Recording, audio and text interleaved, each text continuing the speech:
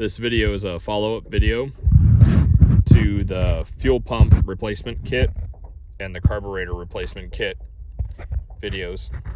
This will be a how-to on adjusting your low speed idle adjustment. Let's get to it.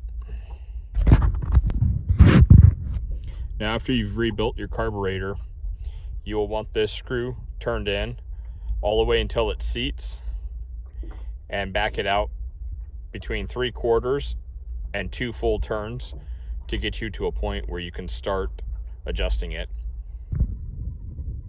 First thing we're going to do is make sure this knob is turned clockwise far enough for the engine to actually idle at the lowest possible setting on your tiller.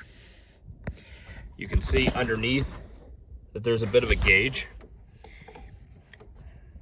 This adjusts where your low idle stops at. If it's idling too low, turn it clockwise. If it's idling too fast, turn it counterclockwise. Now with the throttle in the lowest possible setting, we're going to start adjusting this. We're only going to take about that much at a time, and we're going to listen to it. You have to give it about 15 to 30 seconds after an adjustment for the carburetor to catch up.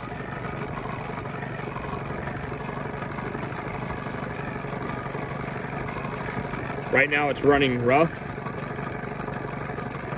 I'm going to feed it back to here.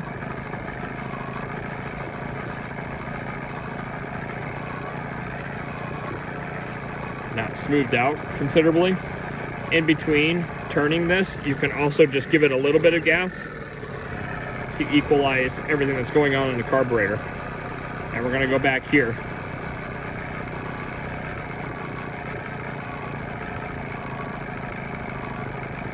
It's starting to run a little rougher now. So between this point and this point,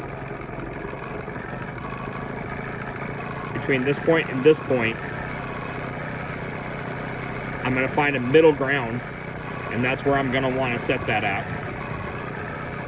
What I like to do is pull these out and place them somewhere where I can keep an eye on how it's set. In this case, it's vertical. That way I know if I'm over here or if I'm over here while I'm idling around, I know my neutral is back where I had it here. This concludes this video. If you haven't already, you should check out the rest of the 9.9 to 15 horsepower Evinrude maintenance videos prior to this video. Thanks for your time.